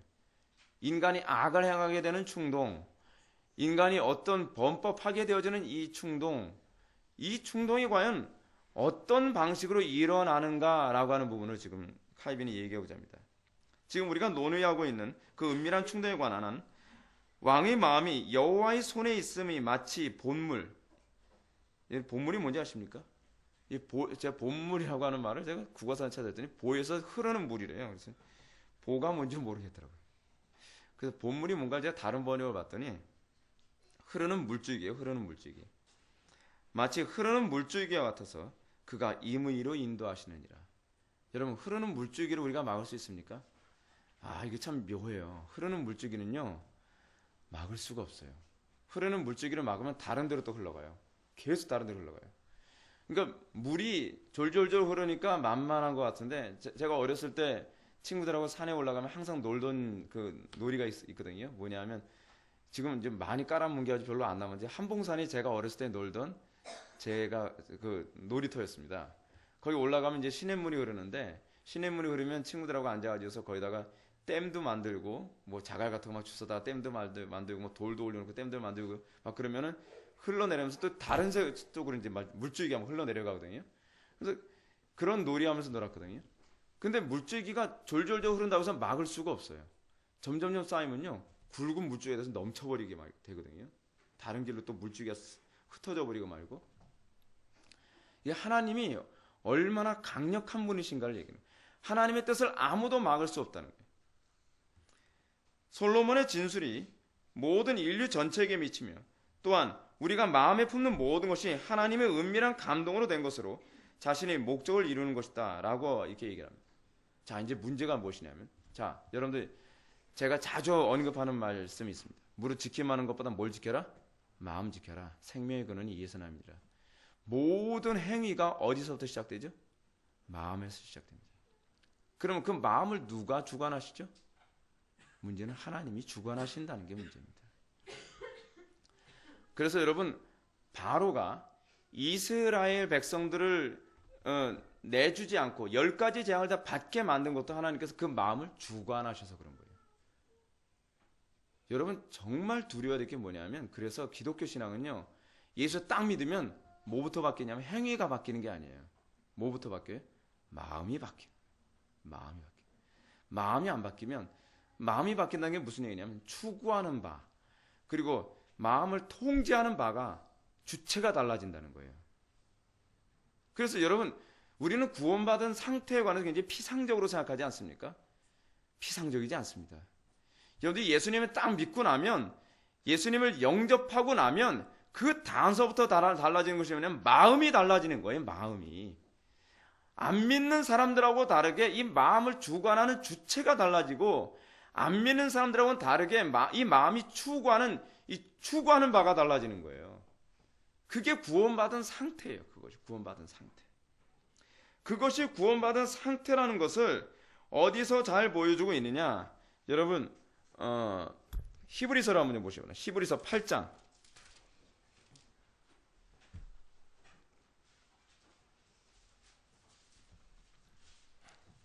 히브리서 8장 8절부터 한번 보시겠습니다. 그들이 잘못을 지적하여 말씀하시되 주께서 이르시되 볼지어다 날이 이르리니 내가 이스라엘 집과 유다 집과 더불어 새 언약을 맺으리라. 새 언약을 맺는다는 것은 기존의 그 구언약을 파기한다는 것을 의미하죠. 근데 그 구언약을 왜 파기했느냐? 이스라엘 백성들하고 언약을 맺었는데 이스라엘 백성들은 뭐가 안 바뀌었어요? 마음이 안 바뀌는 거예요. 그 사람들은 뭐만 바꿨어요? 행동만 바꿨거든요. 그래서 하나님께서 너희들은 마음을 안 바꿨기 때문에 새 언약을 너하고 맺을 텐데, 9절 또 주께서 이르시기를 이 언약은 내가 그들이 열조의 손을 잡고 애굽 땅에서 인도하여 내던 그들과 맺은 언약과 같지 아니하도다. 그들과 맺었던 언약이 뭐예요? 행위 언약이었거든요. 즉 행동으로 바뀌는. 그들은 내 언약 안에 머물러 있지 아니하므로 내가 그들을 돌보지 아니하였도다. 중요한 건 이겁니다. 자, 제가 여기서 잠깐 이 얘기를 해야 될 것 같아요. 뭐냐면, 여러분 섭리를 얘기할 때 섭리는 항상 하나님의 뜻을 염두에 둬야 된다 그랬죠. 하나님의 뜻을 염두에 둔다는 것은 또 무엇을 염두에 둬야 되냐면 하나님의 신적 작정을 염두에 둬야 돼요. 하나님께서는요, 이 땅에 하나님께서 작정을 하셨는데 하나님께서 결국 모든 것을 합력하여 선을 이뤄서 하나님이 하시는 모든 일은 선이 되게 작정하셨어요. 근데 이제 문제가 뭐냐면 작정을 하시는 데 있어서 어떤 사람은 오늘 본문 말씀처럼요, 악한 날에 악하게 쓰임받기 위해서 작정된 사람이 있어요. 어떤 사람은 선한 일에 선하게 쓰임받도록 작정된 사람이 있어요. 근데 악한 날에 악하게 쓰임받는다고 하여 그 사람들이 하나님의 뜻을 망가뜨리거나 흐트러뜨리지 못해요. 그들의 악한 행위조차도 결국 어떻게 해요? 하나님의 선한 뜻을 완성시키는 대로 날아가요. 이게 사실 뒤에서 얘기하는 칼빈의 결론이거든요. 누가 그래요? 가룟 유다 그렇잖아요. 가룟 유다. 가룟 유다는 악한 날에 악하게 쓰임 받는데 결국은 그 일이 뭐예요? 하나님의 선한 뜻을 완성하는 도구거든요. 그러면서 여기서 얘기하는, 그래서 제가 여러분한테 얘기하는 거예요. 여러분들이 나 교회 다니니까 당연히 천국 갈 거라고 믿는다. 나 영접기도 했으니까 당연히 천국 갈 거라고 믿는다. 믿지 마십시오. 여러분들이 내가 구원받은 하나님의 백성인가 아닌가를 규정하는 아주 중요한 시금석이 있는데, 그것이 뭐냐면 내가 하나님의 선하신 뜻에 선하신 작정 안에서 살아가고 있느냐, 그렇지 하나님의 선하신 작정의 흐름과 관계없이 그냥 동떨어져서 살아가고 있느냐를 여러분들 생각해 보라는 거예요. 여러분들은 교회 안에 생활하면서 이 교회를 통해서 하나님의 뜻하시고자 하는 선하신 작정이 일부로 살아가고 있습니까? 아니면 이 선하신 하나님의 작정이 마치 들러리처럼 여러분 살아가고 있습니까? 여러분 오늘날 교회 안에서 나타나는 수많은 심각한 문제가 뭔지 아십니까? 하나님의 선하신 작정은 계속 진행해가고 있어요. 하나님의 선하신 작정은 조금도 주춤되거나 조금도 뒤로 물러서는 일은 없습니다. 하나님은 스텝 바이 스텝으로 그분의 모두 작정하신 일을 마치 탱크처럼 계속 진행해 나오고 계십니다. 근데 문제는 뭐냐면 수많은 사람들이 하나님의 선하신 작정이 들러리밖에 되지 않거나, 그렇지 않으면 적극적으로는 하나님의 선하신 작정을 대항하는 것처럼 하면서 하나님의 선하신 작정에 계속 섞여가고 있다는 거예요. 아무리 하나님을 대항하지만 마치 큰 음녀로서의 이 로마 가톨릭이 아무리 하나님을 대항하고, 뭐 요즘 흔히 얘기하지 않습니까? 프리메이슨이 뭐 하나님을 대적한다? 그러나 그들이 아무리 대적한다 할지라도 하나님의 선하신 계획은 조금도 흐트러짐 없이 계속 진행해 나오고 있어요. 우리는 왜 그들이 구원받을 수 없다고 생각하죠? 하나님을 대적하기 때문이죠. 하나님을 대적하기 때문이다라고 하는 이 표현은 어떤 말을 내포하고 있냐면 하나님의 선하신 작정에 소위 위배된 존재들이라고 하는 것이 선명하게 나타난다는 거예요. 근데 여러분, 선명하게 나타난 그 유형의 사람들만 여러분 구원받지 못하는 사람일까요? 그렇지 않아요. 여러분, 소위 구원받는다라고 했을 때 구약적 개념 안에서 항상 구원받는 사람들은 어떤 사람이냐면 하나님의 선하신 작정이 대열에 있는 사람들만이 사실 구원받은 사람들이에요. 그래서 그 사람들을 뭐라고 표현하냐면 남은 자라고도 표현하고 뭐 그런 여러 가지 표현을 사용하거든요. 여러분들이 여러분들의 신앙의 문제를 자꾸 피상적으로 생각해서 교회만 열심히 왔다 갔다 시계추처럼 왔다 갔다 하면 언젠간 천국 가겠지. 그건 사탄이 준 잘못된 교리입니다. 성경이 계속적으로 일관성 있게 얘기해주고 있는 것은 여러분들이 하나님의 백성이라면 여러분들은 하나님의 선하신 작정이 그 대열 안에서 같이 진행해 나가는 존재로서 나타난다는 거예요.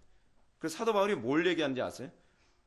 소위 대마의 구원받지 않음, 대마가 소위 그 유사 그리스도인이라고 표현하게 되는 중요한 원인은 뭐냐면 그가 하나님의 열심히 그 대열 안에 열심히 있다가 다시 어떻게 저가 세상으로 다시 갔다 그러잖아요. 하나님의 선하신 작정이 대열에서 벗어났기 때문에 저는 하나님의 택한 백성이 아니었도다라고 선언하며 얘기한 거예요. 그게 사실은 구약적 흐름 안에서 얘기한 거거든요. 그냥 얘기한 게 아니에요. 그러니까 저는 여러분들에게 제가 목회하는데 편하게 해서 여러분한테 말씀드리는 것이 아니라 여러분들이 하나님의 백성이라면 제발 교회 안에서 있으나 마나한 존재로 여러분 살아가지 마십시오. 하나님의 선하신 작정 안에서 있으나 마나한 존재처럼 살아가지 마십시오. 제가 여러분한테 강력하게 얘기하고 싶은 건 이것입니다. 사단이 여러분들 때문에 스트레스 받을 정도로 여러분들의 하나님의 선하신 작정의 선명한 하나의 일부분으로 그 대열로 여러분들 살아가라는 거예요. 그럴 때라면 구원의 확신이 강력하게 자기에게 나타나게 됩니다. 다시 우리가 히브리서로 다시 돌아갑시다. 그래서 그 얘기가 나오는 거예요. 10절. 또 주께서 이르시되 그날 후에 내가 이스라엘 집과 맺을 언약은 이것이니 새 언약의 내용입니다. 내 법을 그들의 생각에 두고 그들의 마음에 이것을 기록하리라. 생각, 마음. 사실은 같은 말을 히브리어법을 그대로 사용하고 있는 건데 같은 말을 두 번 반복해서 강조하고 있는 겁니다. 새 언약의 특징이 뭐라고요? 하나님의 법, 토라. 토라라고 얘기하지만 엄밀히 얘기하면 하나님 사랑, 이웃 사랑이거든요. 그렇죠? 이 법을 그들의 생각, 다시 말해서 그들의 마음에 기록하려는 거예요. 기록한다는 표현은 어떤 표현이에요? 본성에 새긴다는 얘기예요. 본성에. 새로운 마음을 갖고 새롭게 생각하고 그 마음의 주도하는 주체가 이제는 더 이상 내 욕심과 내 명예와 내 성공이 아니라 뭐예요? 하나님이 되게 하신다라는 거예요. 그것이 바로 새 언약 백성들의 특징이에요. 새 언약 백성의 특징. 자, 그래서 하나님의 허용하심, 이 허용 작정이라는 말이 이제는 우리 교회에서는 아마 사라질 것 같습니다. 283페이지 넷째 줄 한번 보시게 되면 첫 번째 패러그래프죠. 이러한 신뢰들을 하나님의 허용하심을 가리키는 것들로 보기를 한다. 마치 악인들이 사탄에 의해서 눈이 어두워지도록 하나님께서 허용하심으로써 그들을 버리신 것처럼 말이다. 그러나 이 부분 믿으십시오. 성령께서는 그들의 눈이 어두워지고 정신이 나간 것이 하나님의 공의로우신 심판으로 말미암아 가해진 것임을 분명하게 말씀하신다. 허용이 아니에요. 뭐예요? 심판행위예요. 심판행위. 그런 해석은 너무나 어리석은 것이다. 뭐가 어리석은 해석이에요? 하나님의 허용 작정이라는 표현은 어리석다는 얘기예요. 성경은 하나님께서 친히 바로의 마음을 완악하게 하셨고 그 마음을 더 고집스럽게 만들었고 또 굳어지게 하셨다라고 얘기합니다. 여러분 283페이지 밑에서 세 번째 줄 한번 보시기 바랍니다. 또 다른 선지자들도 똑같은 사실을 반복하게 말씀하고 있다. 그 대적들이 마음이 변하게 하여 그들의 백성을 미워하게 하시며 그 마음을 어떻게 하나님께서 미워하게 만드신 거예요. 변하게 하신 거예요. 근데 이거 왜 그래요? 하나님의 언약에 의한 주권이에요. 하나님이 어떤 언약을 하셨죠? 여러분 구약을 기억하시죠? 여러분들 토라를 정말 열심히 공부해야 돼요. 토라. 모세오경 정말 열심히 공부해야 돼요. 왜냐하면 모세오경에서 얘기한 게 다 이거거든요. 너희들이 범죄하면 너희들의 마음을 하나님께서 어떻게 하신다고요? 어리석게 만들겠다고 아예 명령하셨어요. 약속하셨어요. 너희들 마음을 강팍하게 하겠다고 말씀하셨어요. 하나님께서 미워하는 마음, 잔인한 마음 품게 하시겠다고 약속했어요. 그 어떤 식으로 약속하셨죠? 너희가 네 자녀의 살을 먹을 것이며 그것 다 그런 것과 관련된 내용이거든요. 마음이 잔악해지는 거예요. 그 잔악해지는 것이 어떻게 나타나냐? 죄를 범하니까 마음이 잔악해지는 것도 있지만, 왜냐하면 인간의 타락한 모습이 자꾸 자극되니까. 또 하나 뭐냐면 하나님께서 그 심령을 저주하는 방식이 뭐예요? 죄를 억제케 하신 하나님의 은총을 걷어가시는 방식으로 나타나고 있거든요.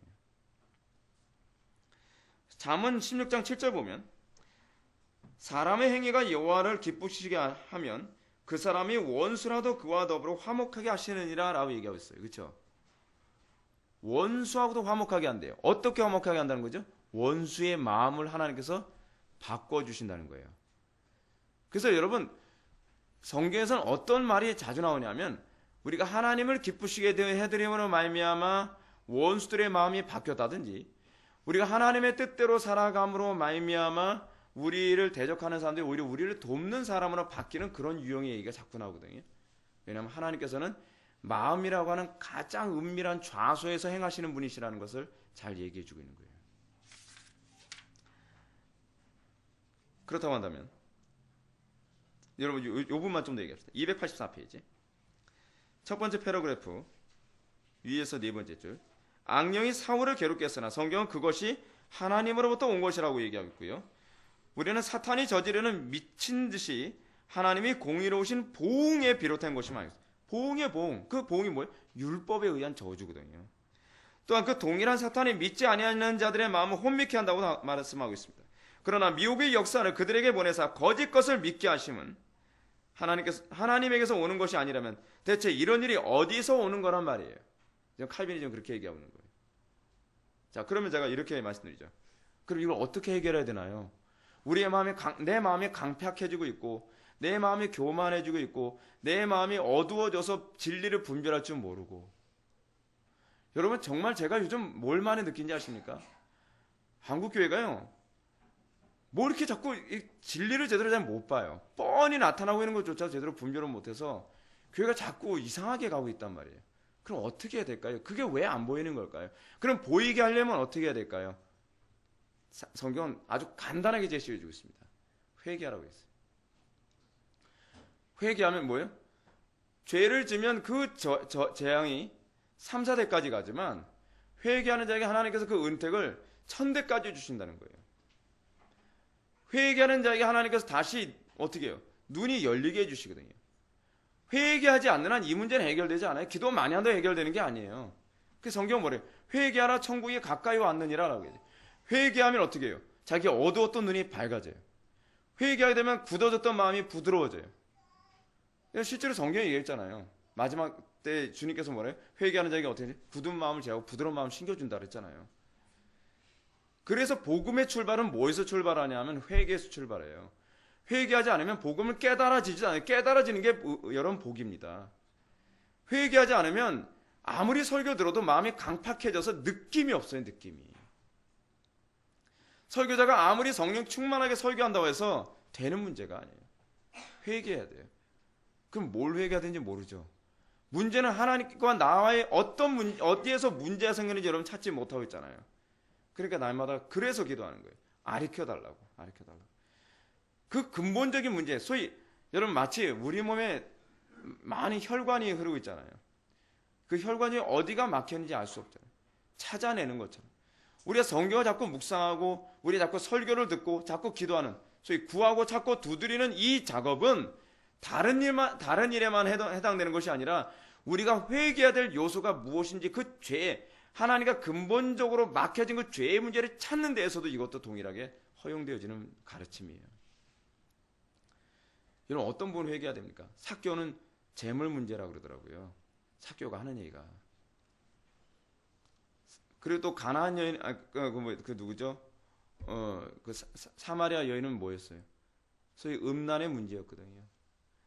하나님과 나하고 막힌 그 문제, 우린 일평생 그거 막힌 거 찾아가면서 살아가는 거거든요. 회심은 언제 시작돼요? 그 막힌 걸 첫 번째 뚫는 것부터 시작되는 거예요. 그 날마다 하나님과 막힌 걸 찾아가는 거예요. 하나님께 그걸 찾기 위해서 뭐 하신지 아세요? 고난이라는 걸 주시죠. 나는 천사표 같은데 왜 저런 사람 붙여줘?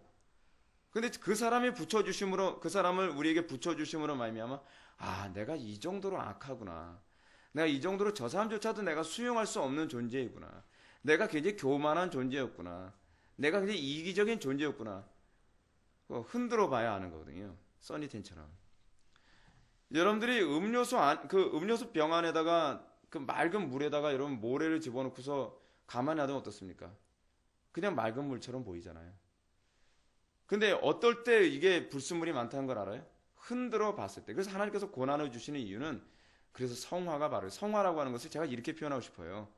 날마다 여러분들이 하나님과 막힌 그 혈관의 그 막힌 부분이 무엇인지를 하나님께서 알도록 진단해 주신 하나님의 수단이에요. 감사해야죠. 그것도 내가 이 부분에서 하나님과 관계가 막혔구나. 이래서 막혔구나. 여기에도 막혔구나. 하나씩 찾아가는 거죠. 그래서 감사해야 되는 거예요. 그죠? 시간이 없으니까 제가 3절 4절은 제가 빨리빨리 제가 진행해 나가겠습니다.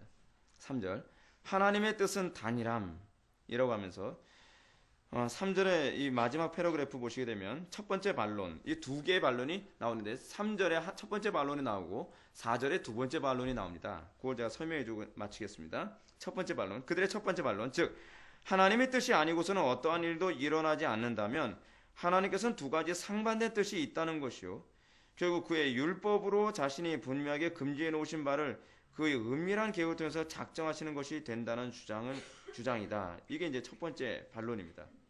여러분, 하나님은 상반된 두 가지 뜻이 있을까요? 상반된다라고 하면 정반대의 뜻이라는 거잖아요. 이 사람들은 소위 이게 저희 철학적 궤변, 철학적 논리로 보니까 하나님이 이렇게 보이는 거거든요. 왜 자꾸 이런 식의 궤변이 자꾸 나오지? 왜 이런 질문이 자꾸 나오죠?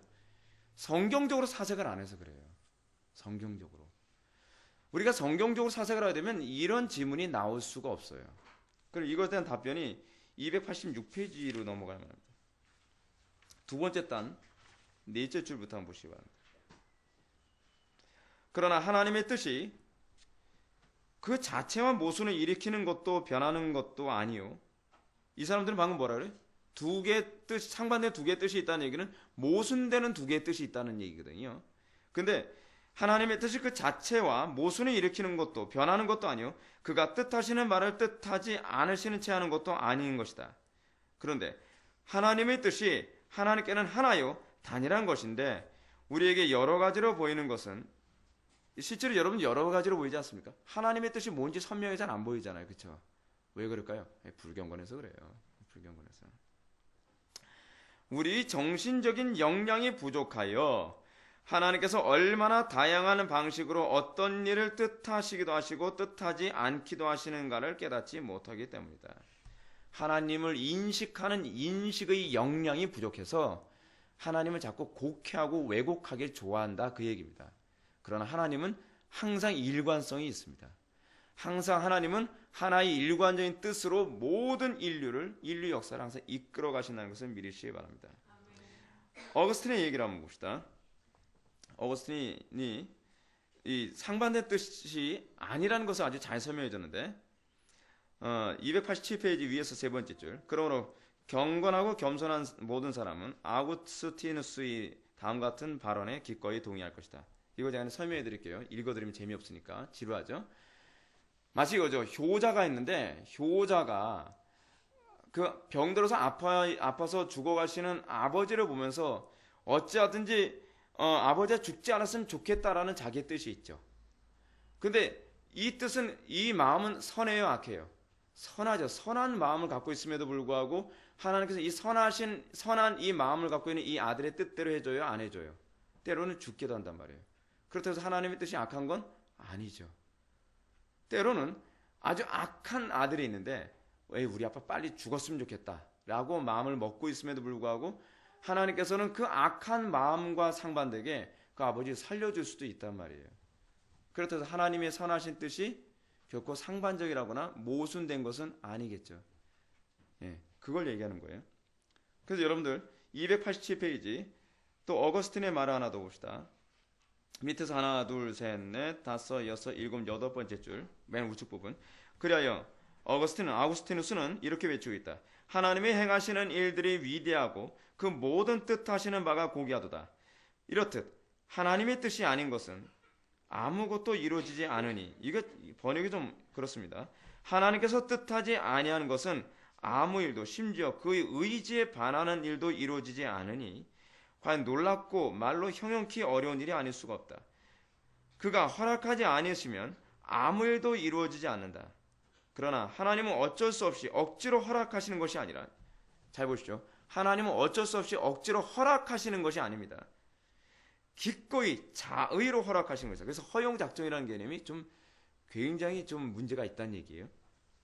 또한 하나님께서 전능자로서 악에서 선으로 이루실 수 없다면 선하신 하나님께서는 결코 악이 행하지도록 허락하지 않으실 것이다. 여러분, 이게 말이 번역을 좀 이상하게 해가지고서 이해하기 어렵게 만들어 버렸어요. 여러분들이 이해력이 부족해서 이해를 못하는 것이 아니라 번역이 좀 문제가 있습니다. 그래서 제가 좀 쉬운 번역을 제가 읽어드릴게요. 그는 전능하시기 때문에, 첫 번째 전제, 하나님의 전능하심을 전제로 어거스틴이 얘기합니다. 그는 전능하시기 때문에 악으로부터 선을 만들어낼 수 있으며, 그럴 수 있죠. 하나님은 전능하시기 때문에 악으로부터도 선을 만들어낼 수 있어요. 그것도 온전한 선을요. 만약 그렇지 않다면, 하나님께서 악으로부터도 선을 만들어낼 만큼의 전능성이 없다고 한다면 그는 선하시기 때문에 악을 행하시는 것을 허용하지 않으실 것이다. 하나님이 속성 자체가 선하시잖아요. 그렇다면 하나님께서 악을 허용할 수 있어요, 없어요? 없죠. 하나님께서 악을 허용하실 수 있는 이유는 무엇이냐면 그분이 악 속에서도 온전한 선을 얼마든지 끄집어낼 수 있기 때문에 가능하다는 거예요. 어거스틴의 이 사고가 얼마나 탁월합니까? Do you understand? 이해하십니까? 예, 이거 이해하셔야 됩니다. 이거 정말 중요한 얘기입니다. 그래서 이 전능성을, 그러니까 여러분 어거스틴의 이 표현을 보면 지극히 하나님의 속성을 근거로 하여 이 모든 것을 해석하고 있어요. 정말 너무 탁월하죠. 되게 매력적입니다. 4절 보시겠습니다. 불경건한 자들을 사용하여 목적을 이루실 때에도 하나님은 언제나 공의로우심. 이 사실 여기 반론이 사실 그 얘기입니다. 여기서 한번 볼까요? 이렇게 해서 다음과 같은 반론도 되었고 스스로 사라지고 만다. 곧 하나님이 불경건한 자들의 일을 사용하실 뿐 아니라 그들의 계획들과 의도들까지도 주도하신다면 하나님이야말로 모든 악의 주범이시며 따라서 사람으로서는 그저 하나님의 뜻에 따르는 것뿐이니 하나님께서 작정하신 바를 수행하는 것 때문에 정죄를 받는 것이 억울하다는 것이 그것이다. 이것은 하나님의 뜻을, 그의 계명, 여러분 이거를 번역을 바꾸십시오. 그의 계명했을 때 프리셉트라고 하는 말이 여러분 훈련 또는 가르침이잖아요. 그죠? 근데 실제로 이 부분에 해당되는 라틴어가 뭐로 되어 있냐면 프라에세프룸이라고 되어 있어요. 프라에세프룸이라는 말은 무슨 가르침이라는 얘기거든요. 그래서 번역이 좀 그렇습니다. 그의 계명은 그의 가르침과 잘못 혼동하는 것이다. 이 두 가지가 서로 얼마나 다른가 하는 것이 무수한 신뢰들에서 분명히 나타난다라고 얘기합니다. 그냥 이분은 그냥 정리해서 얘기합시다. 하나님께서는 불경건한 자들을 사용해서 목적을 이루실 때에도 하나님은 그 공의로심에 절대로 위배되지 않고 얼마든지 할 수 있다는 것을 지금 얘기하고 있습니다. 그러니까 우리가 이 소위 믿음이라고 했을 때 자꾸 우리는 표면적인 것을 믿음으로 자꾸 삼으려고 하지 마시고 이 어거스틴이나 칼빈이 접근하고 있는 것처럼 하나님의 속성에 대한 믿음에서 출발해야 성경이 이해가 되어져요. 하나님의 행위가 이해되어지고 하나님께서 여러분들 삶 속에 행하시는 일이 이해가 되어져요. 하나님의 속성 자체, 예를 들어서 단편의 예를 들어봅시다. 제가 성도들에게 정말 사랑해서 일을 하고 있는데 어떤 사람은요 저에 대해서 굉장히 오해하고 기분 나쁘게 생각하고 막 그러는 경우가 많이 있거든요. 그래서 저는 굉장히 억울할 때가 굉장히 많이 있어요. 근데 왜 그 사람이 그렇게 했는가라고 하는 걸 가만히 보면 그 사람은 현재 자기에게 행한 그 표면적인 행위와 말만을 가지고서 판단하고 생각하고 있는 거예요. 근데 이런 태도가 사실은 하나님과의 관계에서 극렬하게 나타나고 있는 부분이에요. 극렬하게. 여러분 하나님께서 여러분들이 하시는 모든 일이 선하시다는 거 여러분 믿으시기 바랍니다. 하나님이요 지금 이 악한 사람들은 뭐라고 얘기하냐면 하나님은 악의 주범이라고 얘기하고 있어요. 그러니까 무슨 얘기냐면 하나님은 선한 일의 주체이기도 하시지만 하나님이 주권자라고 한다면 악의 주범이기도 하다라고 이런 신성모독적인 사고를 하고 있단 말이에요. 왜 이렇게 사고를 하느냐? 그 이유가 어디 있느냐? 하나님의 거룩하신 속성에 대한 인식 없이 철학적으로만 하나님을 자꾸 이해하려고 하기 때문에 그래요. 그래서 그런 사람의 신앙을 뭐라 그래? 철학적인 신앙이라고 얘기해요. 그건 신앙이 아니에요. 사실은요. 신앙이. 그러므로 여러분들 이제 결론적으로 이 부분을 봅시다. 또 어거스틴의 말로 이 결론을 장식해야 될 것 같습니다. 290페이지 세 번째 패러그래프, 마지막 패러그래프죠. 한번 보시겠습니다.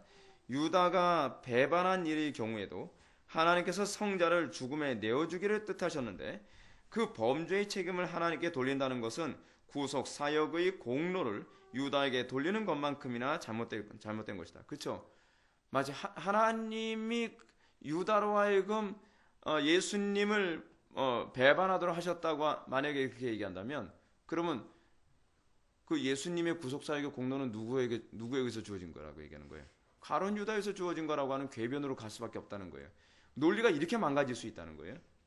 그러므로 아우구스티누스는 다른 곳에서 올바로 지적하기를, 하나님께서 친히 살피실 때에는 사람들이 어떤 일을 할 수 있었는가, 혹은 그들이 실제로 어떤 일을 했는가 하는 것을 보시는 것이 아니라, 이 부분은 여러분 밑줄 치셔야 됩니다. 이거 굉장히 중요한 일. 이게 복음의 핵심입니다.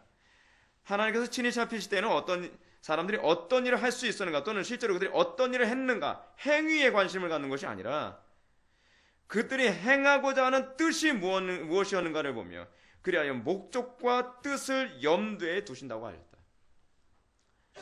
하나님의 자녀와 마귀의 자녀의 차이는 어떤 일을 했는가 보다는 어떤 동기와 뜻의 염두에 두고 행했느냐의 차이예요. 바꿔서 얘기합시다. 제가 아까 여러분들한테 이런 얘기했습니다. 여러분들 하나님의 선하신 작정이 대열에 있습니까? 아니면 여러분들은 하나님의 악한 날에 악하게 쓰시는 그 작정이 대열에 있습니까? 내가 어느 대열에 있는가라고 하는 이 부분을 칼빈이 어거스틴의 말을 인용하면서 우리에게 어떻게 얘기해주고 있냐면, 여러분들의 마음이 도대체 어디 있냐는 얘기입니다. 여러분들 마음이 도대체 어디 있습니까? 성경에서 신학에서 주로 많이 하는 것도 그렇고요. 특히 소돔과 고모라 사건에서 주로 얘기하는 게 뭐냐면, 여러분 롯의 처가 소돔과 고모라 성이라고 하는 몸뚱아리는 그 공간에서 나왔지만 멸망은 동일하게 받았잖아요. 왜 그렇죠? 그녀의 마음이 소돔성 사람들의 대열에 여전히 있었기 때문에 그런 거예요. 여러분 그 사건이 우리에게 얘기해 준 게 바로 이겁니다. 롯이 멸망받지 않은 건 그 마음 자체에서도 소돔성으로부터 나왔기 때문이에요. 여러분들은 지금 하나님의 선하신 작정이 대열에 있습니까? 그런 사람은 하나님의 구원의 영광에 참여하게 될 것입니다. 하나님의 선하신 작정이 대열에 있다는 것은 여러분들의 마음이 소위 철로역정에서 얘기하는 것처럼 순례자로서 나는 영원한 하나님 나라만 바라보고, 난 예수 그리스도의 영광에 참여하는 것만 바라보고, 나의 영원하신 기업 생명보다 귀하다 하며 우리가 오로지 하나님의 영광만을 바라보며 이 땅에서 나그네처럼 살아가는 존재로 살아가는가? 그렇잖아요. 이 땅에서 내가 주인처럼 살아가고, 이 땅에서 나 부귀와 명예와 행복과 쾌락과 모든 부유함을 다 누리면서 마치 이 땅이 나의 고향인 것처럼 살아가느냐를 지금 질문을 던지고 있는 겁니다. 사랑하는 성도 여러분, 우리가 오늘 시간 하나님의 신적 작정과 아울러서 하나님의 그 섭리가 그 악한 이 세상에 끊임없이 악이 횡행하고 있는 가운데서도 어떻게 선하신 목적이 이루어지는가에서 우리가 살펴봤습니다. 여러분들이 오늘 이 하나님의 선하신 작정과 섭리에 관한 교리를 묵상하시면서 다른 건 다 잊어먹더라도 전혀 꼭 잊어먹지 말아야 될 부분은 여러분의 마음이 어디에 있는가, 여러분들의 인생의 목적을 어디에 두고 있는가. 여러분 repent, 소위 회개라고 하는 말이 뭐죠? 목적과 마음을 바꾸는 거거든요. 여러분 목적과 마음이 세상 사람들과 다르게 지금 바뀐 삶을 살고 있는가에 대해서 질문을 좀 냉혹하게 던져보십시오. 여전히 이 땅에 미련을 갖고 살아갑니까? 이 땅의 죄악과 한통속으로 살아갑니까? 아니면 죄악과 싸우며 하나님의 그 영원한, 하나님께서 우리에게 예비해 놓으신 영원한 본향만을 바라보며 살아가고 있습니까? 여기서 여러분들이 하나님의 자녀됨과 아닌 것이 극명하게 나눠진다는 것을 기억하시기 바랍니다. 기도하시겠습니다. 사랑이 많으신 하나님, 우리의 마음속에 온전히 하나님만 바라보게 해주시고, 우리가 정말 주님만을 우리의 유일한 기업으로 여기며 이 땅을 우리의 본향으로 삼지 아니하고 영원한 천국만을 우리의 본향으로 삼아갈 수 있는 그 마음 허락하여 주옵소서. 모든 것 주님께 의탁합니다. 우리의 마음이 흐트러지지 않게 해주시고 우리가 항상 주님께 붙들림 바 되어진 그 붙잡힘을 날마다 붙잡으며 달려가며 살아가는 성도들 되게 하여 주옵소서. 예수님의 거룩하신 이름으로 기도 올렵나이다. 아멘.